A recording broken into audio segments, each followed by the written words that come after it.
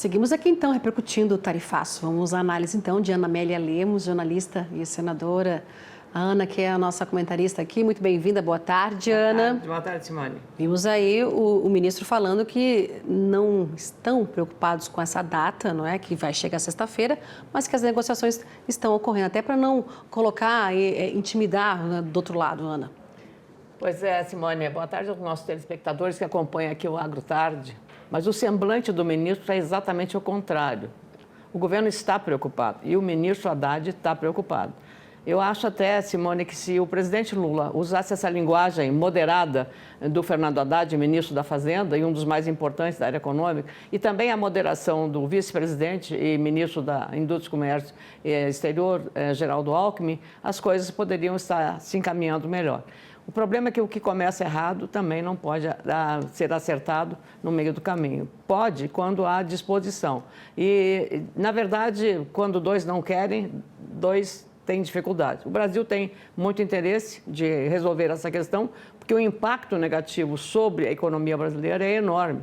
E para setores que são grandes geradores de mão de obra, como a indústria calçadista, setores de tecnologia como a aeroespacial, o setor do agro, como é a questão do café, do suco de laranja, do açúcar, de vários outros produtos e também de couros e calçados. Então, nós estamos aí, como se diz, né, num beco sem saída e numa espera e numa expectativa que há muita gente fazendo força para tentar uma solução negociada, mas a essas alturas do campeonato é pouco provável que o governo Donald Trump faça pelo menos um adiamento da entrada em vigor do tarifaço de 50% sobre todas as importações que faz os Estados Unidos de produtos brasileiros manufaturados ou in natura, como é o caso dos produtos do agronegócio. Então, de fato, agora, é bom entender que também para os Estados Unidos há um prejuízo em relação a isso, porque no caso do agro, são produtos de grande consumo da população, do consumo diário, da dieta alimentar. É o caso da carne bovina,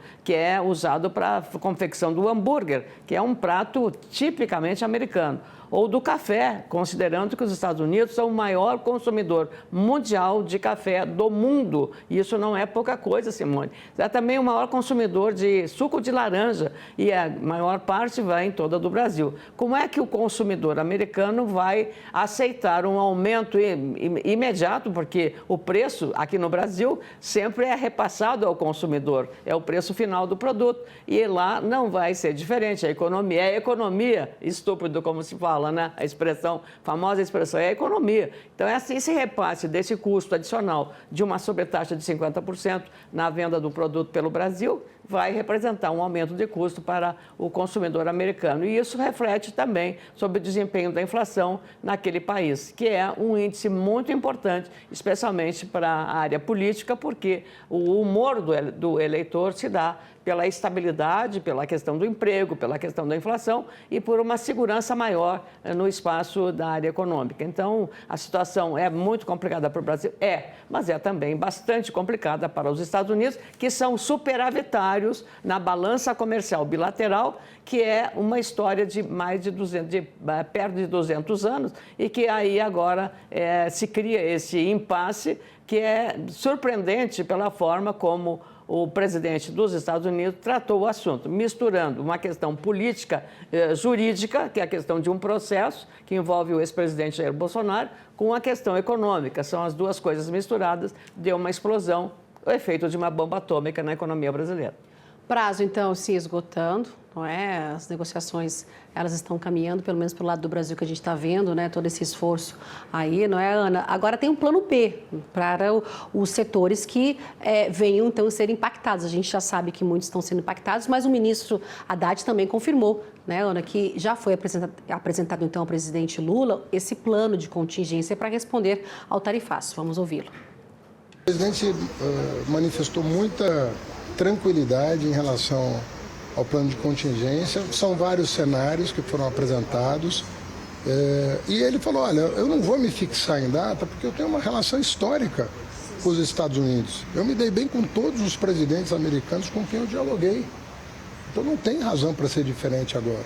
Eu me dei bem com o Clinton, me dei bem com o Obama, me dei bem com o Bush, com o Biden. Quer dizer, qual a razão agora para esse tipo de postura de animosidade. Não faz sentido para o presidente Lula. Mas eu não sei qual é o cenário que o presidente vai optar. Por isso que eu não posso adiantar as medidas que vão ser anunciadas por ele. Mas como são vários cenários, todo tipo de medida cabe em algum deles, né? Mas quem vai decidir a escala, o montante, a oportunidade, a conveniência e a data é o presidente. Então, nós não estamos fixados nessa data de 1º de agosto, porque nós temos uma relação que tem que ser restabelecida e vai ser feito com a maior dignidade possível.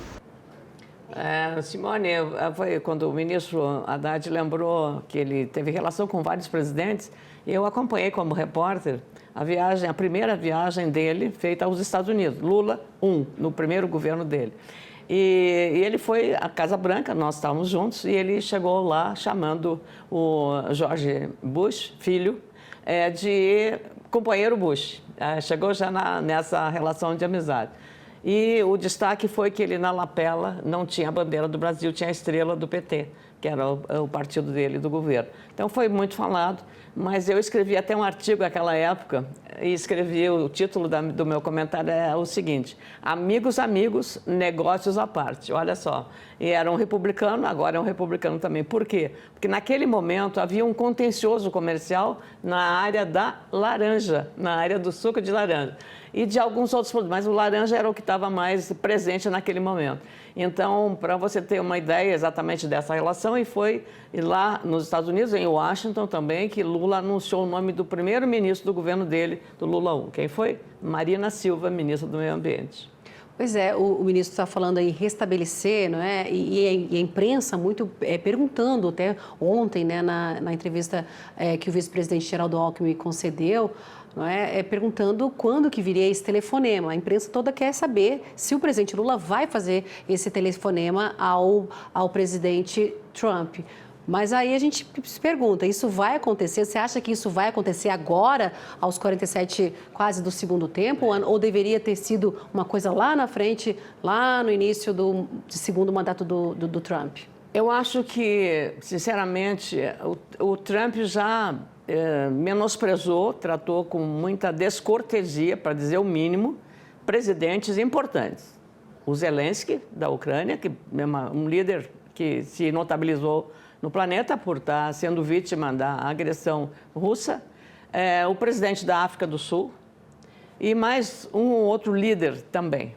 Então, talvez o temor seja esse. Mas, do ponto de vista estratégico, qualquer reação que ele tiver, positiva ou negativa, será melhor, um gesto do presidente Lula, mesmo que ele corra o risco de um tratamento inadequado pelo lado de Trump, porque ele terá feito o dever de casa e terá falado em nome do interesse brasileiro.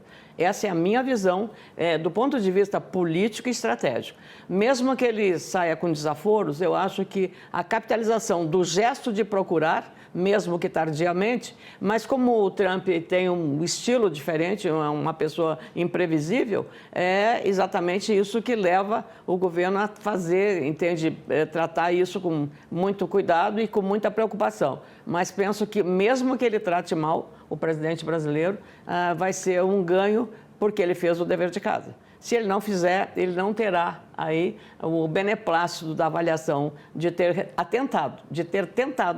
tentado uma solução negociada politicamente numa hora crucial para toda a economia brasileira, Simone. E o ministro Fernando Haddad, ele falou hoje, né, que em relação a essa procura ou não, se ela vai acontecer ou não, a base tem que ser feita. Então, é isso que já está acontecendo, né? O vice-presidente Geraldo Alckmin tem conversado com ministros de Estado lá do comércio, né? Não, parece que foram 5 reuniões, enfim.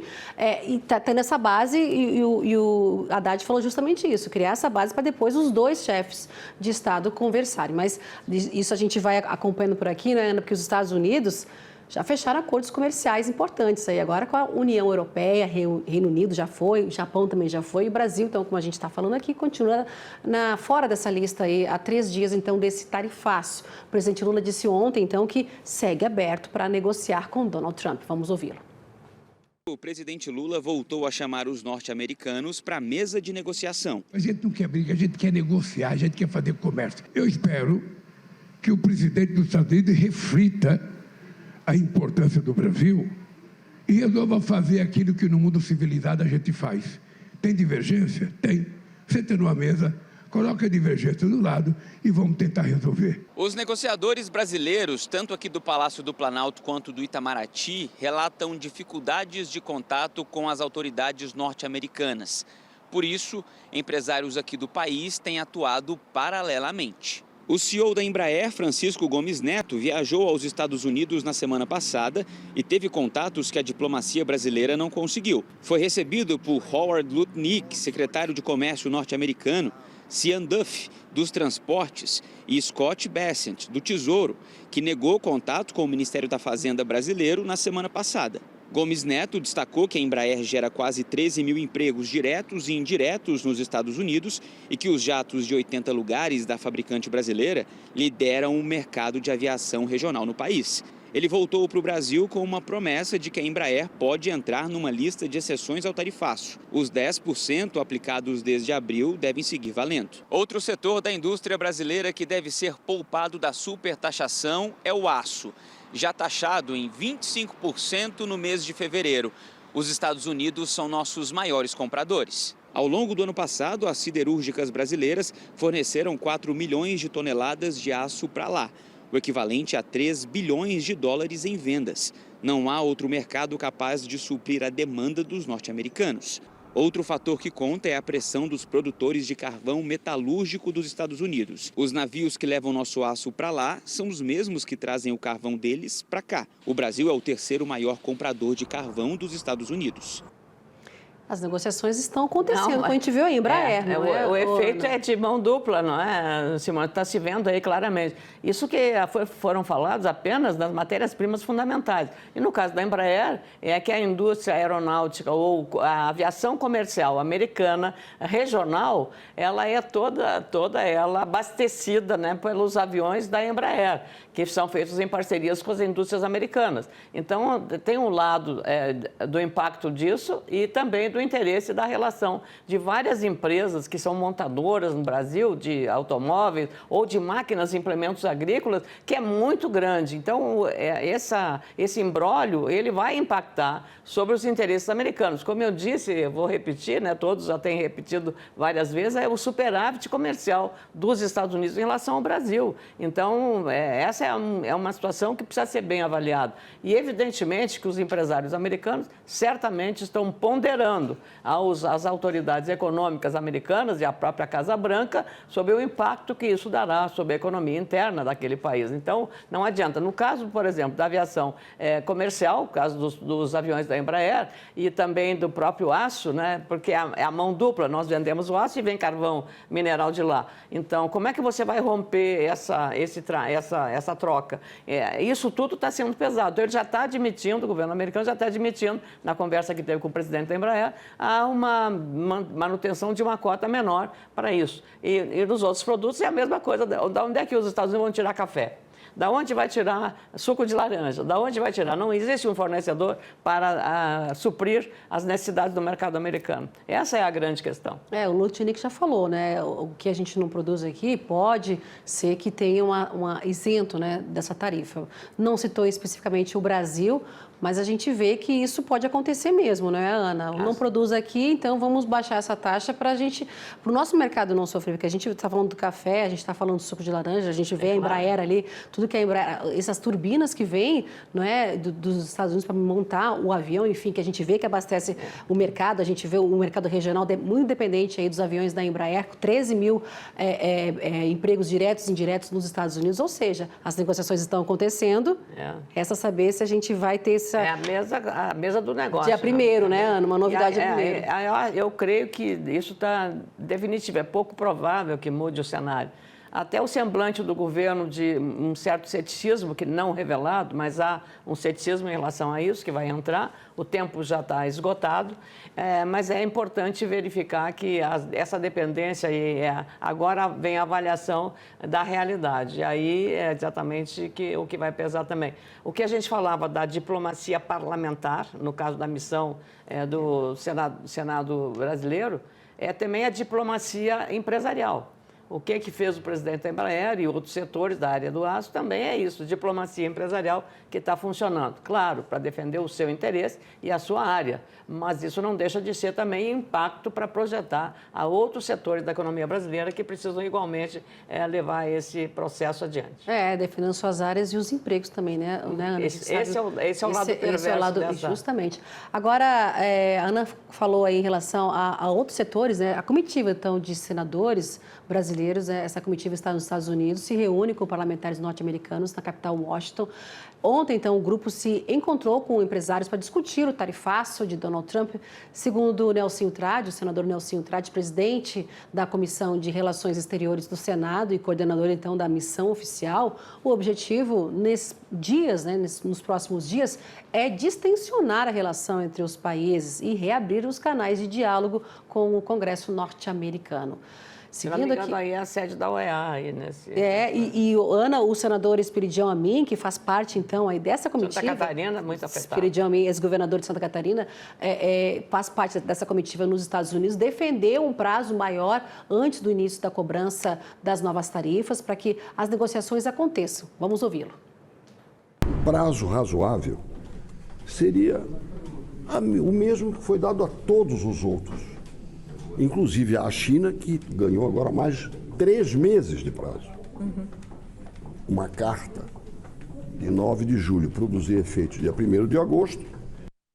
Seguindo, e o senador Jacques Wagner, que também integra aí a delegação parlamentar do Brasil lá nos Estados Unidos, em Washington, D.C., falou sobre como andam então as conversas no território norte-americano. Vamos ouvi-lo. Nós estamos abrindo portas, conversando. Você perguntar, você tem expectativa imediata? Imediata não, mas a política é isso mesmo. Você vai fazendo um processo de acumulação, de conquista, de diálogo, de abertura de novos network. Estamos fazendo o serviço completo. Falamos com os empresários ontem, aqui vamos falar com a classe política. Mas mostrou a preocupação das consequências que vão ter aqui. Inflação em muitos produtos.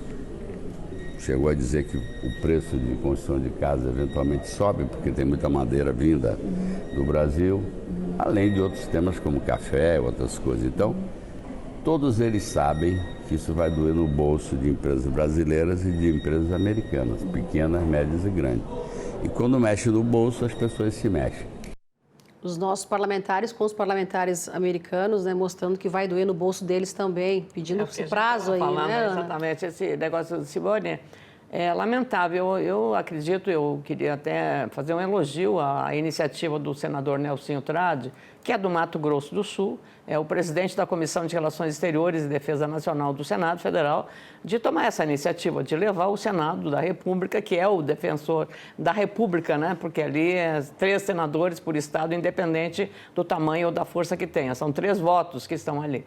O importante é exatamente esse trabalho, essa iniciativa de ter se prontificado, independente de governo, estava lá nos 2 lados, oposição e governo, para defender o interesse nacional. O lamentável é que o deputado Eduardo Bolsonaro fez de tudo lá para inviabilizar essa iniciativa, ou seja, é um deputado impedindo que senadores também, alguns ligados ao governo, que são defensores do ex-presidente Jair Bolsonaro, é o caso do Espiridião Amin, por exemplo, e estarem inviabilizando uma negociação ou um entendimento em favor do Brasil. O interesse maior devia se sobrepor ao interesse político partidário ou ao interesse que está com o olho em 2026. Então, eu penso que é preciso, nessa hora, um pouco de sangue frio, um pouco de tranquilidade, mas um pouco de compromisso com o verdadeiro verde e amarelo, o verdadeiro patriotismo, que é defender o interesse nacional e não, como eu disse, o interesse privado ou especial de um partido, de um determinado partido.